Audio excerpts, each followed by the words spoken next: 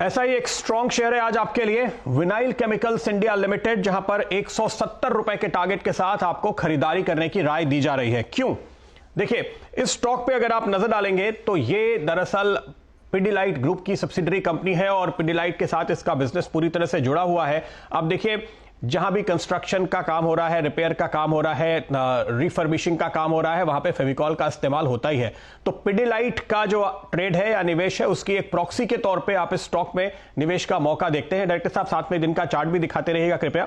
इस लिहाज से आपको 170 के टारगेट के साथ आज मैं खरीदारी की राय दे रहा हूं। इस वक्त अगर आप देखिए, सबसे पहला ट्रिगर, हाउसिंग सेक्टर में बहुत जबरदस्त रिकवरी देखने को मिली है। नवरात्रि, दशहरा, दिवाली के दौरान जिस तरह के सेल्स के आंकड़े सामने आए हैं और अब लगातार आ रहे हैं, वो आपको बता रहे हैं कि इनके लिए डिमांड बहुत ही स्ट्रांग है होम बुकिंग की, और वो एक प्रॉक्सी साफ तौर पे पिडिलाइट और फिर विनाइल पे आपको आती हुई दिखाई देती है।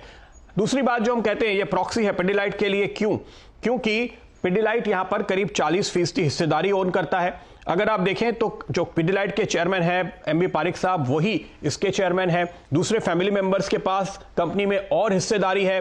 तो डायरेक्टली इनडायरेक्टली पूरी जो होल्डिंग है पिडिलाइट की, वो विनाइल केमिकल में है। और अगर आप पिडिलाइट का स्टॉक, चूंकि प्राइस के हिसाब से महंगा है, वैल्यूएशन के हिसाब से महंगा है, तो उसके मुकाबले में ये आपको एक अट्रैक्टिव बेट बनते हुए दिखाई देता है विनाइल केमिकल, जिसके जरिए आप इस ट्रेड को कर सकते हैं। अब ये क्या करता है, ये जो प्रोडक्ट्स है वो पिडिलाइट की इंडियन यूनिट को, बांग्लादेश की यूनिट को, श्रीलंका यूनिट को, सबको सप्लाई करता है। कौन सा प्रोडक्ट है वो, ये मैं आपको बताता हूं। ये तीसरी बड़ी वजह है यहां पे खरीदारी की। देखिए, वैम कहते हैं इसको, विनाइल एसीटोन मोनोमर, VAM। वैम ये वो प्रोडक्ट है, वो केमिकल है जो ये प्रोक्योर करता है और ये पिडिलाइट को सप्लाई करता है, देश में भी और देश के बाहर के यूनिट्स में भी। उसका ट्रेंड अगर आप देखें तो दुनिया भर में जिस तरह से रिकवरी आई है पोस्ट कोविड, उसके चलते वैम के दामों में तेजी आई है। एशिया में अगर आप यहां पर केमिकल ट्रेडर से, केमिकल एनालिस्ट से पूछेंगे तो वो आपको बताएंगे कि चाइना से बहुत अच्छी डिमांड वैम की निकल कर आ रही है और उसके चलते एशियन मार्केट्स में भी इसके दाम बढ़ रहे हैं। तो ये एक साफ तौर पे पॉजिटिव इस कंपनी के लिहाज से नजर आता है, क्योंकि ये इसमें डील करते हैं तो इन्वेंट्री गेन्स भी होंगे और मार्जिन भी बेहतर होते हुए नजर आएंगे। चौथी बात, इस कंपनी की बैलेंस शीट बेहद स्ट्रांग है। तो जो बात आप पिडिलाइट के लिए कहते हैं वही देखिए, डेट फ्री कंपनी है। पिछले साल ₹2.40 का डिविडेंड पे किया था। अब इस लेवल पर भी अगर आप देखें तो अभी भी ये लगातार डिविडेंड देती आ रही है। और सबसे बड़ी बात यह है कि जो कमाई ये करते हैं उसमें से 50% के डिविडेंड के तौर पे आपको हर साल दे देते हैं, तो वो कैश फ्लो लगातार स्ट्रांग बना रहता है।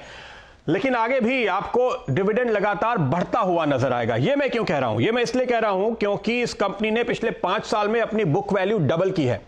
तो ये आपको बता रहा है कि किस तरह से साल दर साल कारोबार बढ़ा है, साल दर साल कमाई बढ़ी है, साल दर साल मुनाफा बढ़ा है, EPS बढ़ा है, डिविडेंड बढ़ा है, और उसके बावजूद भी बुक वैल्यू भी लगातार बढ़ी है।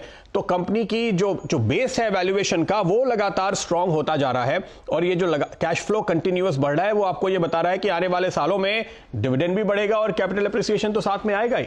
तो 5 साल में अगर नेटवर्थ डबल होती है, ऐसी कंपनी के स्टॉक आपको बिल्कुल छोड़ने नहीं चाहिए। 170 के टारगेट के साथ खरीदारी की राय यहां पर आ रही है और ये स्टॉक बहुत तेजी के साथ अपने लाइफ हाइस की